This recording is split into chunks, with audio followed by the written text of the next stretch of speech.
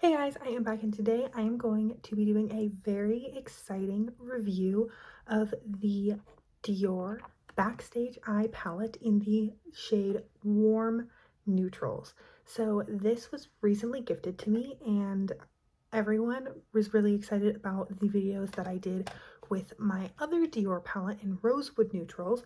So I thought it would be fun to review this palette as well, and then at the end I will kind of compare the two palettes, see if their formulas are super similar, if there's any key differences, which one I like better.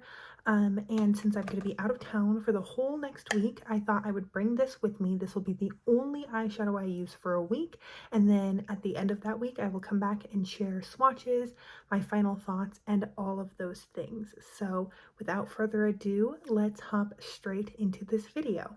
Today is day one. I did this look right here and I thought it was super easy to use.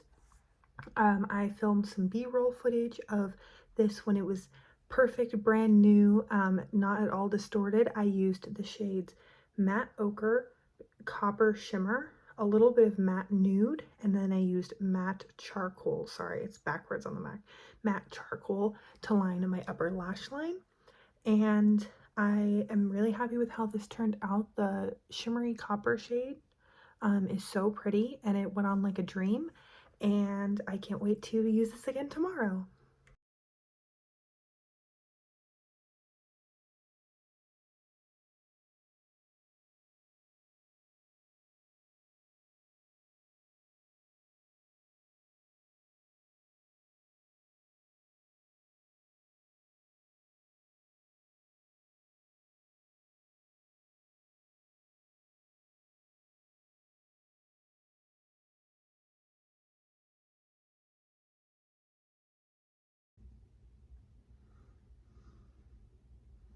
Back, I have used this palette for a full week and I'm going to apply a look while I break down some of the differences between the two different shades, as well as how I feel about the palette, how it applied, how I like the looks, all of those things. So without further ado, let's hop straight into some eyeshadow. So first off, I think the color story is nice. I had a good time with the shadows. I'm just going to go in with the shade Matte Ochre. I'm just going to blend it lightly into the crease. I think that I do feel like these shades are slightly more pigmented than the Rosewood Neutral shades, and I really only say that because of a few of the shades in here. So one of my few qualms with the Rosewood Neutrals is that I have a hard time getting a good color payoff from the shade marked Highlighter Bronze, which is that upper right corner shade, or upper left depending on which way you're looking at it. And I don't have those issues with these shimmers. The most lackluster shimmer in this palette is the shade Shimmer Beige, and while it definitely isn't like blinding, it's still pretty. It still gives like a nice little sheen, and so if you're doing something really natural, it works well for that. This ochre shade and the shade Ombre Sculpting Powder, this one, are both really beautiful. They blend really well, and I pick one or the other for how I start every look basically. Then when it comes to the shimmers, I think that both of these are beautiful. They're the shades Gold Highlight and Shimmer Copper. I don't necessarily know if I would call this a taupe. The other thing that I noticed about this palette is that for being called Warm Neutrals, which is the name of this shade, it is quite like kind of half and half. I would describe honestly these shades as more cool than warm, but they work well. For example, I did kind of a light smoky eye look using these two shades. I'll insert a picture, and I found that they worked really beautifully. So I like together, and then I tend to use this shade with like this one rather than the orange, but they still work really well together. But yeah, they call this a gold. And I guess I just think of something that's a little bit more warm as a gold. Like I tend to think of that as gold. Even though I guess this could be like a white gold. I don't know. That was the one thing that I noticed, is especially these two shades I feel like are more cool than what I would expect out of a palette called Warm Neutrals. The other thing that's important to note about this formula is when you are applying it without a tacky base, it tends to be a little bit more natural looking and less pigmented than if you are applying it with the tacky base. So I am applying these mattes just on my set concealer, and they're blending out really nice, but also it's kind of giving that like no makeup, if you don't know, for like people who aren't super into makeup or they don't really think about it a lot. Someone might think I'm not wearing any eyeshadow, but then someone who really likes makeup like me, or I'm guessing whoever's watching this channel, would be able to tell that I'm wearing a little bit of something. That being said, it's nice that they include a primer, because that's how you can take these shades from pretty and kind of shimmery to very pigmented. So for example, I've laid the primer down right here. You can see it slightly. And I'm just going to show you two of the shades, the middle copper one and the shimmery brown one. And when you pack it on over the shimmer, they both show up pretty dark, I would say. Of course, I did a terrible job swatching because it was backwards. And then on bare skin, it's just a little bit more sheer. You get that like depth of pigment more so than you do without the tacky base. So if you're applying this and you're wondering why your eyeshadow isn't looking the way you want it to, try a tackier base. And that's why I went in with the lighter shade first, because I'm going to go in with the primer on my lid before I put on that copper shadow.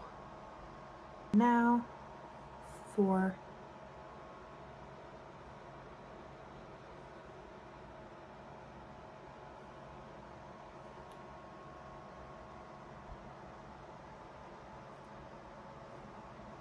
see, it's still very pretty without, but I do think it gives it a little bit more oomph if you apply it directly over the primer. Normally for a shadow like this, I would not find it worth it to take that extra step. I would never reach for a concealer to like create, not never. I rarely find it worth it to reach for a concealer to like add more to a look. But since it's already included, I don't mind too much. I'm just going to take a little bit of this matte brown shade, matte charcoal. I would say the only complaint I have about this color story is that the matte brown and the matte charcoal are so similar that I don't really think you need both, given that it's matte charcoal and shimmer brown.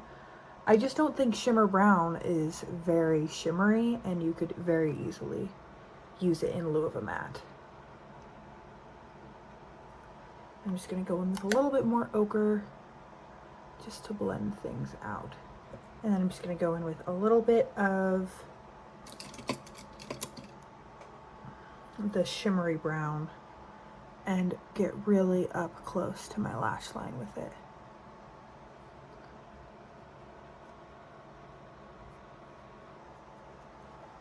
So that is how the eyeshadow applied. I'm going to do some mascara and come back with some final thoughts. So here is the finished look. I have done a couple really fun looks with this palette. Like I said, the smoky eye with these two. I've done a look like this with these two shades and the matte brown. I've done some looks with these two shades, and then I added a wing later, and I've done a look that's this shade and a little bit of this with another wing. So you can get a good number of looks. Do they all look super unique? No. Is this a really fun palette to play with? Yeah, honestly, it's compact, it's easy to travel with. Although I'm not normally a primer person, I do like that it is an option in this palette. And I think that the color story being really specific and compact means it's really nice for travel and keeping out on your vanity and just getting ready really quickly. This is a kind of shadow where you can't get super specific looks, like the looks where people have those like super specific gradients and they have a bunch of different colors on their eyes. These will just kind of always look blended, effortless, and not like you're wearing a ton of makeup. And if you like that, then these are beautiful. I know a couple people in my life who do like that kind of look, and one of them loves these palettes. And then in addition, the price, it's $52. I think for each of us, we have to decide if that's like worth it or not. And then as far as having more than one, there were two, maybe three shades that I felt were somewhat comparable between the two, being this shimmery, they call this one matte wood, and then the matte charcoal and shimmer brown shades I thought were kind of similar, and then they both have a cream nude shade. And then I guess you could say that the golds, the one that's marked a bronze and the one that's marked a gold, if you mix these two together, they would be kind of similar. So as far as like having all of them that Dior makes, I don't know if that's worth it, but if there's one where you're like, I love every single shade, you know you'll use it all the time, and you're just wondering if the formula is nice, the formula is nice. The packaging is also nice. It is plastic, but it doesn't get super easily banged up. It can go in a makeup bag or get moved around, and it's not going to get scratches or anything like that.